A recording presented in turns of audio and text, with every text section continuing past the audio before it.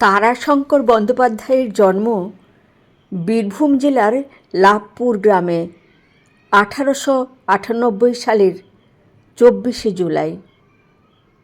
বাংলার অন্যতম শ্রেষ্ঠ লেখক তিনি। নানা পুরস্কার পেয়েছেন। তাঁর গণদেবতা উপন্যাসের জন্য তিনি ভারতের সর্বোচ্চ সাহিত্য সম্মান জ্ঞানপীঠ পুরস্কারে ভূষিত হন। তিনি তার আমার কালের কথা গ্রন্থে লিখেছেন, আমার মা আমার সত্য সত্যই ধরিত্রী, তাঁর মনোভূমিতেই আমার জীবনের মূল নিহিত আছে। ওই ভূমি আমাকে রস দিয়ে বাঁচিয়ে প্রেরণা দিয়ে বলেছে, আকাশলোকে বেড়ে চলো, সূর্য আরাধনায় যাত্রা করো। মা, বাবা ও পিসিমা এই 3 অনুপ্রেরণা তাঁকে এক উচ্চমানের সাহিত্যিকে পরিণত করেছে। তিনি জাতীয় লেখক।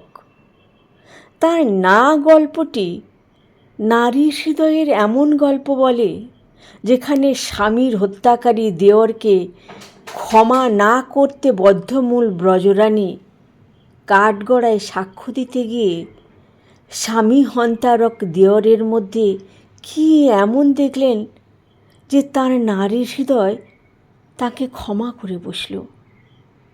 তিনি বললেন, এই লোকটি তার স্বামীর হন্তারক নন। হৃদয়স্পর্শী গল্পটি আপনাদের খুব ভালো লাগবে এই আশা রাখি। 8 বৎসর পূর্বে ঘটিয়াছিল যে হত্যাকাণ্ড, তাহারই বিচার। নৃশংস হত্যাকাণ্ড। দীর্ঘ 8 বৎসর পরে দায়রা আদালতে তাহারই বিচার হইতেছে। আগামীকাল নিহত কালীনাথের স্ত্রী ব্রজরানীর সাক্ষ্য গৃহীত হইবে। ব্রজরানী সন্ধ্যার অন্ধকারে ঘরের মধ্যে ধ্যানস্তিমিতার মতো বসিয়াছিল। হরিদাসবাবু কোর্ট হইতে ফিরিয়া একেবারে সেই ঘরে প্রবেশ করিলেন। এই যে ব্রজ। ব্রজ মুখে কোনো উত্তর দিল না। জিজ্ঞাসু দৃষ্টিতে দাদার মুখের দিকে চাহিল মাত্র।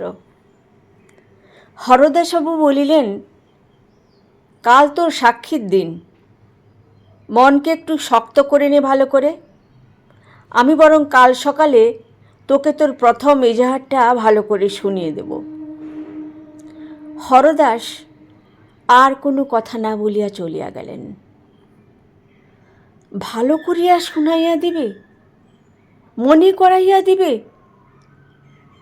ব্রজরানী দীর্ঘ নিঃশ্বাস ফেলিয়া এক বিচিত্র হাসি হাসিল।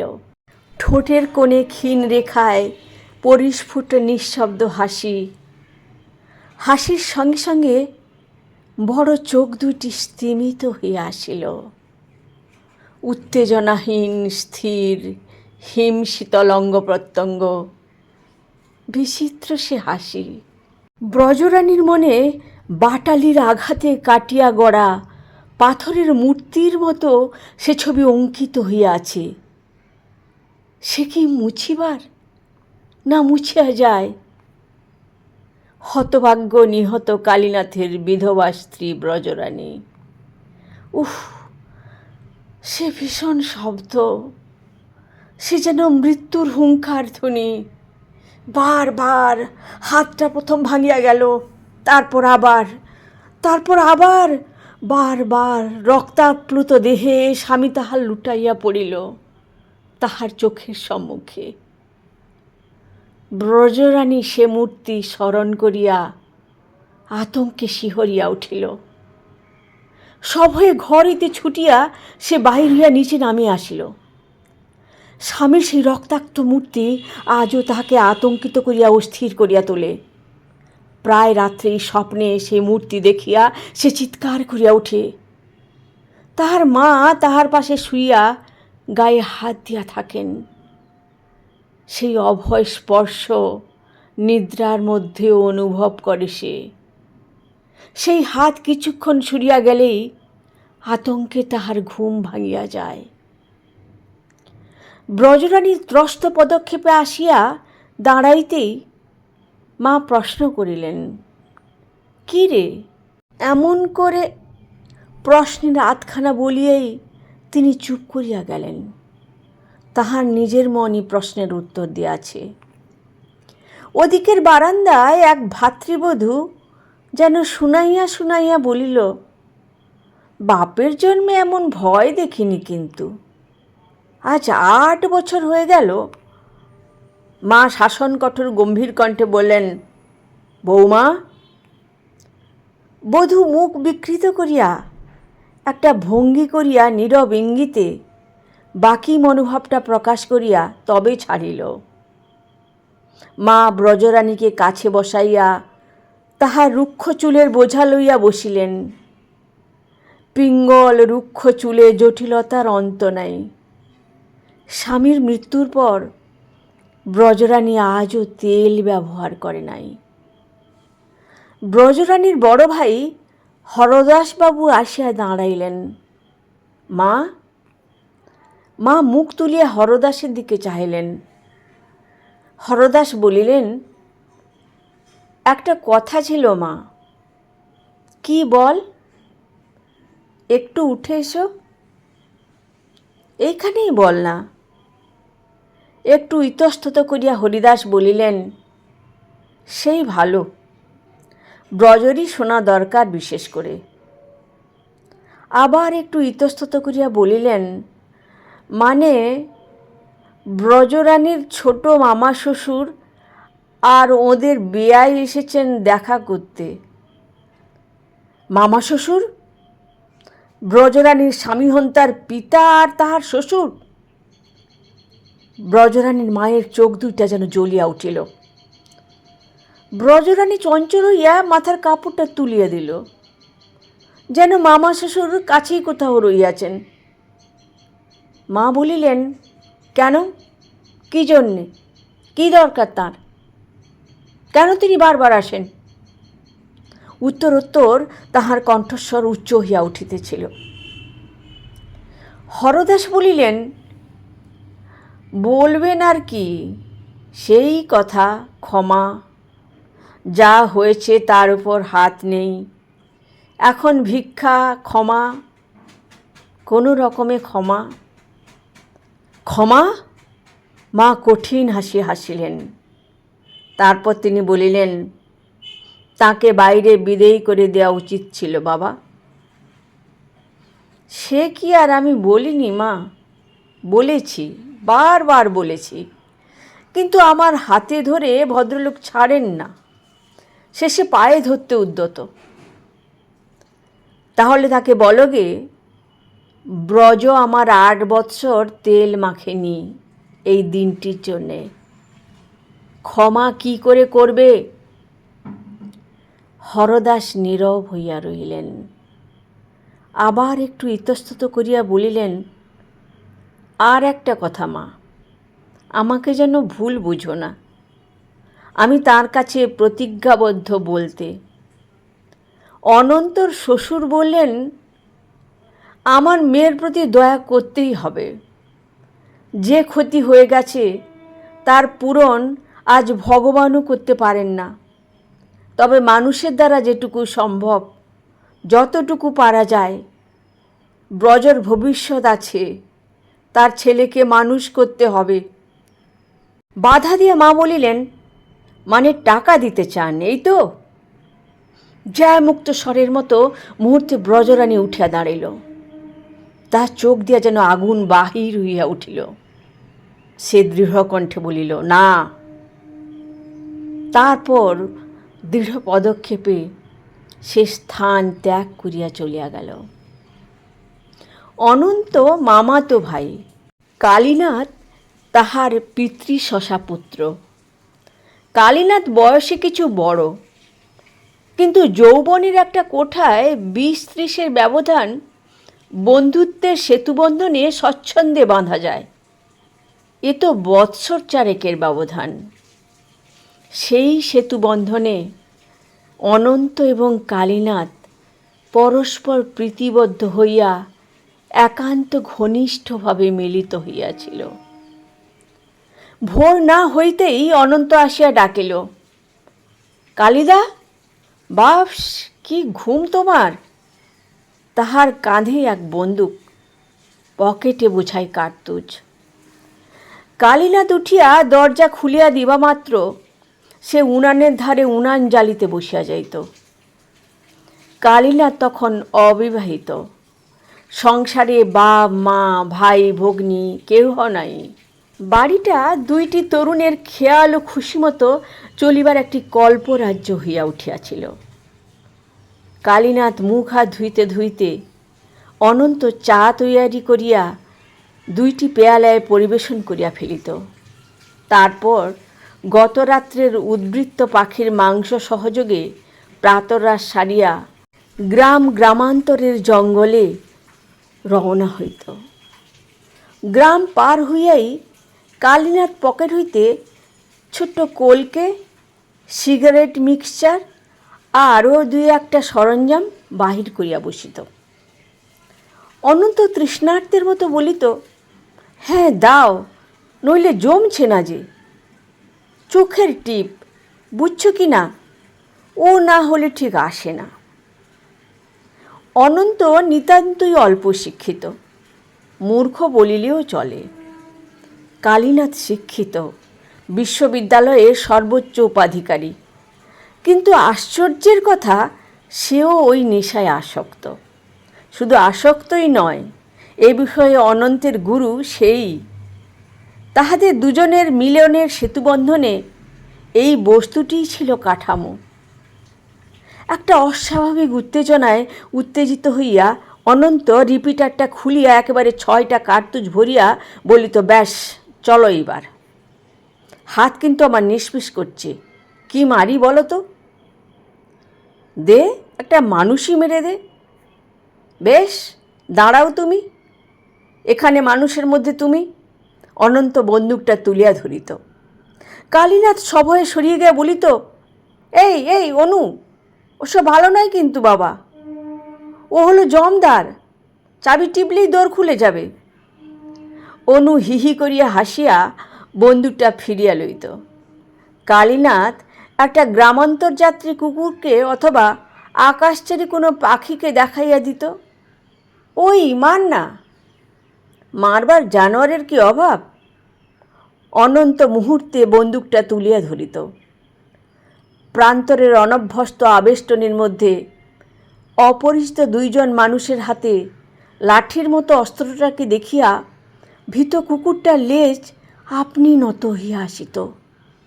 ভীত মৃদু শব্দ করিয়া সে ছুটিয়া পলাইত, কিন্তু অনন্তর লক্ষ্য অব্যর্থ। গতিশীল জীবটা কোনো না কোনো অঙ্গে আহত হইয়া আর্তনাদ করিয়া লুটাইয়া পড়িত। কখনো মরিত, কখনো মরিত না। না মরিলে কালীনাথ বলিত, দে, আমাকে দে তো, বড় জানোয়ার, হাতের টিপ করে নি। কিছু দূরে দাঁড়াইয়া গুলির পর গুলি ছুঁড়িয়া সেটাকে সে বধ করিয়া হাসিয়া বলিত, একেই বলে কুকুর মারা। চুপ! কি? মাথার উপর পাখার শব্দ শুনছ? হরিয়ালের পাখার শব্দ। বসে পড়ো, গুঁড়ি মেরে বসে পড়ো। তারপর বন্দুকের শব্দে, পাখির ভয়ার্ত কলরবে ক্ষুদ্র ক্ষুদ্র গ্রামগুলি চকিতে আড়লিত হইয়া উঠিত। পিছনে জুটিত ছেলের দল, তাহারা হত্যার আনন্দ উপভোগ করিত আর সংগ্রহ করিত কার্তুজের খালি খোল। একসঙ্গেই দুইটি বিবাহের উদ্যোগ হইল। ব্রজরানীর পিতার বংশ চাকরের বংশ। দুই পুরুষ সরকারি চাকরি করিয়া বিত্তশালী হইয়া উঠিয়াছেন। তাহারা খুঁজিতেছিলেন প্রতিষ্ঠিত নামা ধনীর ঘরের ছেলে। ওদিকে কলকাতায় নিকটবর্তী এক প্রাচীন জমিদার বাড়ি আধুনিক আলোকপ্রাপ্ত হইয়া খুঁজিতেছিলেন বিদ্যা গৌরবে গৌরবান্বিত একটি সম্ভ্রান্ত ঘরের পাত্র। সন্ধানী ঘটক দুই বিভিন্ন স্থান হইতে এই দুই সম্বন্ধ আনিয়া হাজির করিল। এক পক্ষের জন্য অনন্ত ও অন্য পক্ষের জন্য কালীনাথকে সে খুঁজিয়া বাহির করিল। অনন্ত খুশি হইয়া বলিল, দাদা, তোমার পাত্রী দেখতে যাব আমি, আর আমার পাত্রী দেখতে যাবে তুমি। কালীনাথ অনন্তর পিঠে চাপড় মারিয়া বলিল, এক্সেলেন্ট আইডিয়া, বহুত আচ্ছা ব্রাদার। ব্রজরানীকে দেখিয়া কালীনাথ মুগ্ধ হইয়া গেল। তারপর সে দুইখানি বেনামি পত্র লিখিয়া বসিল। ব্রজরানীর পিতাকে লিখিল, বড়লোকের ছেলে অনন্ত, তাহাতে সন্দেহ নাই, কিন্তু সে নেশাখোর দুর্দান্ত, গোয়ার, সকল রকম নেশাতেই সে অভ্যস্ত, তাহার উপর চরিত্রহীন। আর তাহার যেখানে সম্বন্ধ চলিতেছিল সেখানে লিখিল, কালীনাথ এম.এ. পাস করিয়াছে সত্য, কিন্তু নিতান্ত হা ঘরে বংশের ছেলে। তাহার পিতা সরকারি চাকরি করিয়া যাহা রাখিয়া গিয়াছেন তাহা মধ্যবিত্ত ঘরের পক্ষে অকিঞ্চিতকর। আরও একটা কথা, ছেলেটি বড় হীন স্বভাব সম্পন্ন। হীনতাটা তাহাদের বংশানুক্রমিক। পাঠ্যজীবনে কয়েকবার সহপাঠীদের বই চুরি করিয়া সে ধরা পড়িয়াছে। জ্ঞাতার্থে জানাইলাম, যাহা ভালো বিবেচনা হয় করিবেন। তারপর ঘটকের চেষ্টায় ঘটিল অন্যরূপ। সম্বন্ধ অদল বদল হইয়া গেল। ঘটক বর্ণনা করিল, কালীনাথের অবস্থা বেশ ভালোই, অর্থাৎ সূর্য থাকিলে যেমন চন্দ্রকে দেখা যায় না, তেমনি মাতুল বংশ বিদ্যমান থাকিতে ভাগিনীও চোখে পড়ে না, অন্যথায় চন্দ্রই তমনাশ করিতে পারিত। আর অনন্ত পাস না করিলেও লেখাপড়া ভালোই শিখিয়াছে, তাহাদের ডিগ্রির প্রয়োজন নাই, প্রয়োজন বিদ্যার। অতঃপর বিদ্বান কাহাকে বলে সে বিষয়ে বক্তৃতাও সে খানিকটা দিল। ফলে পাত্রী ও পাত্র পরিবর্তন করিয়া দুইটি বিবাহই হইয়া গেল। মাটির নিচে অন্ধকার রাজ্যের অধিবাসী উই মধ্যে মধ্যে আলোক কামনায় তাহাদের পক্ষোদ্গম হইলে আর রক্ষা থাকে না। তাহার পিচকারির মুখে জলের মতো গহর পরিত্যাগ করিয়া বাহির হয়। পাখার শক্তি অপেক্ষা অহংকারী হয় অধিক। অনন্তর শ্বশুরদের অনেকটা সেই অবস্থা। রক্ষণশীল জমিদার বাড়ির সকলে অকস্মাৎ অবরোধ ঘুচাইয়া আলোকের নেশায় ওই পতঙ্গগুলির মতোই ফরফর করিয়া উড়িতেছে। ফুলশয্যার রাত্রেই বধূটি প্রশ্ন করিল, তোমার পড়ার ঘর বুঝি বাইরে? অনন্ত প্রশ্নটা বেশ বুঝিতে পারিল না। বধূর মুখের দিকে চাহিয়া প্রশ্ন করিল, পড়ার ঘর? বধূটি সলজ্জভাবে নিজেকে সংশোধন করিয়া লইয়া বলিল, তোমার লাইব্রেরির কথা জিজ্ঞেস করছি আমি। লাইব্রেরি? তারপর সোজাসুজি ঘাড় নাড়িয়া সে বলিল, ওসব লাইব্রেরি টাইব্রেরির ধার ধারিনি আমি। বছরে সরস্বতী পুজোর একদিন পাঁঠা কাটি, ফিস্টি করি, ব্যাস। বধূ স্তম্ভিত হইয়া অনন্তর মুখের দিকে চাহিয়া রইল। তারপর সে যে সেই শুইল, আর সাড়াও দিল না, উঠিলও না। সাধ্য সাধনার মধ্যে অনন্ত আবিষ্কার করিল সে কাঁদিতেছে। কাঁদছ কেন? হলো কি? শুনছ? বধূ নিরুত্তর। অনন্ত আবার প্রশ্ন করিল, কি হলো বলবে না? লক্ষ্মী, শোনো, কথার উত্তর দাও। ওগো, আমায় আর জ্বালিও না, তোমার পায়ে পড়ি। কাতর কণ্ঠস্বরের মধ্যেও প্রচ্ছন্ন বিরক্তির সুর গোপন ছিল না। অনন্ত একটু আহত না হইয়া পারিল না।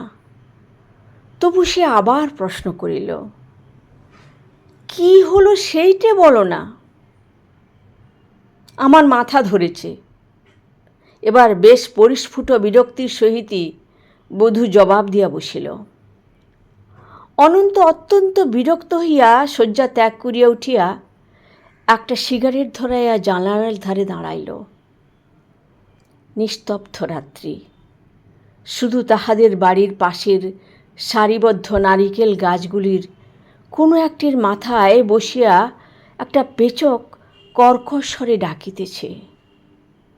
অনন্ত বিরক্ত হইয়া সরিয়া আসিল। তারপর অকস্মাৎ তাহার খেয়াল হইল, কালী দাদা কি করিতেছে?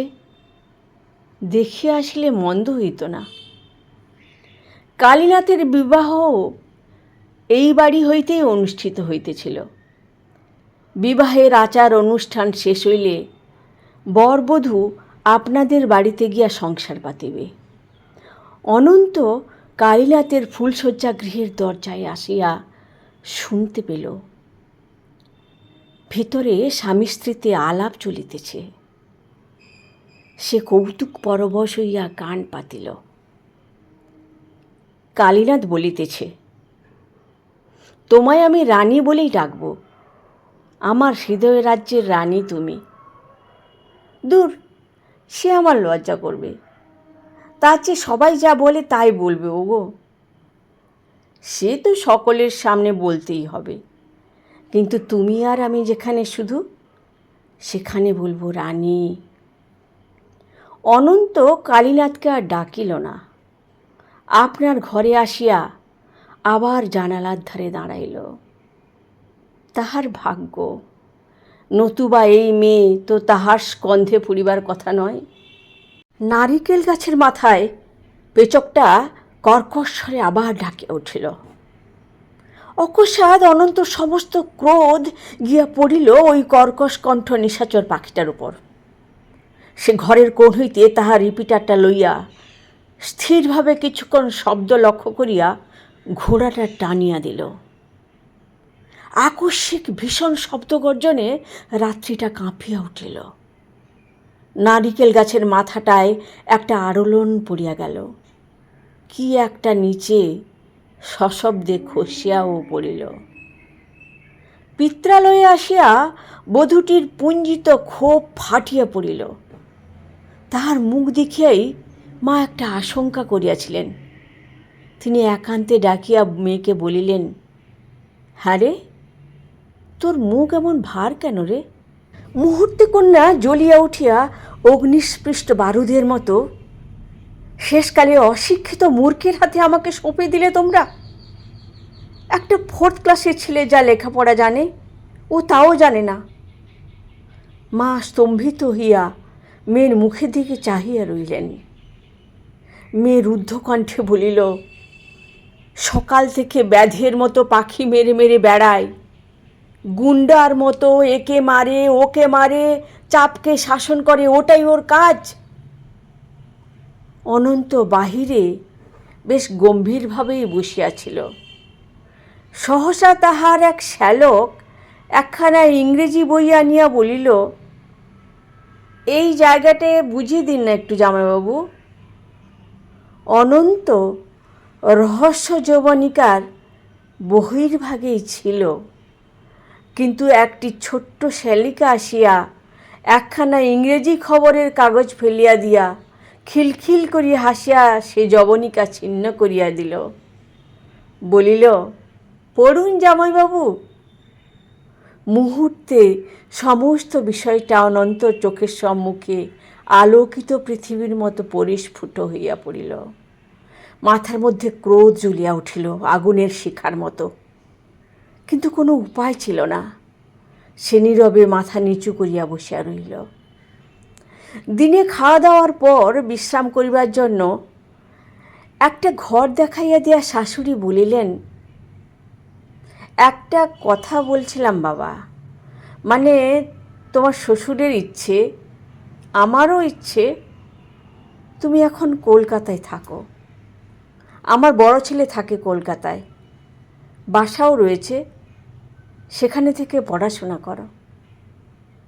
অনন্তর ইচ্ছা হইল সে দৃপ্ত হুঙ্কারে বলিয়া ওঠে, না, কিন্তু তাহা সে পারিল না।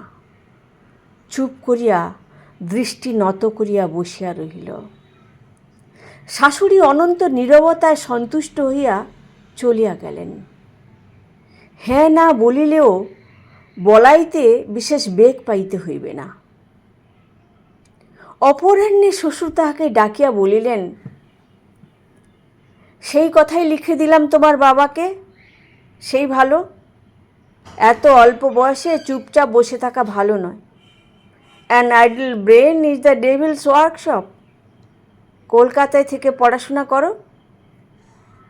অনন্ত কোনো কথা না বলিয়া সকলের অজ্ঞাতসারে বাড়ি হইতে বাহির হইয়া একেবারে স্টেশনে আসিয়া উপস্থিত হইল। তাহার জিনিসপত্র পড়িয়া রইল। সে ট্রেনে চাপিয়া বসিল এবং বাড়ি ফিরিয়া যেন আক্রোশ ভরেই নেশা আরম্ভ করিল। অকস্মাৎ একদিন অনন্তর পিতা ক্রোধে ফুলিতে ফুলিতে স্ত্রীকে বলিলেন, আমি অনন্তর বিয়ে দেব আবার। ছোট লোকের মেয়ে, মেয়ের বাপ হয়ে চিঠি লিখেছে দেখো না। আস্পর্ধা দেখো দেখি। লিখেছে আমার নাকি মূর্খ ছেলের বিবাহ দেবার জন্য কালীনাথের নামে অপবাদ দিয়ে বেনামি চিঠি দিয়েছি। তুমি চিঠি লিখে দাও বেয়ানকে। মেয়ে যদি না পাঠিয়ে দেয়, ছেলের বিয়ে দেব আমি। চিঠিখানা স্ত্রীর হাতে দিয়া তিনি ক্রোধ ভরেই বাহির হইয়া গেলেন। অনন্ত ছিল পাশের ঘরে, সমস্তই সে শুনিয়াছিল। বাহির হইয়া যাইতে বাপ, সে মায়ের ঘরে ঢুকিয়া মায়ের হাত হইতে ছোঁ মারিয়া চিঠিখানা কাড়িয়া লইল। নিতান্ত কটু ভাষায় অভিযোগ করিয়া ওই পত্রখানি লেখা। পরিশেষে লেখা, প্রণামস্বরূপ বেনামি পত্রখানাও এই সঙ্গে পাঠাইলাম।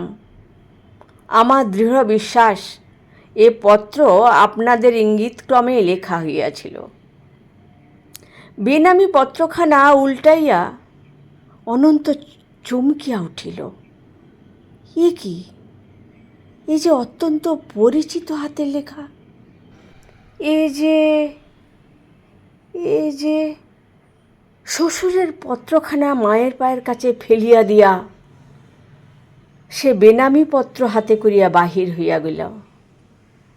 একেবারে কালীনাথের বাড়ি আসিয়া ডাকিল, কালীদা। গল্পের শেষাংশ চমকপ্রদ, কিন্তু অতি দীর্ঘ হওয়ার কারণে আগামীকাল শেষাংশটুকু পোস্ট করব। কেমন লাগছে গল্প বন্ধুরা জানাতে ভুলবেন না, এবং কেমন গল্প শুনতে চান অবশ্যই জানাবেন।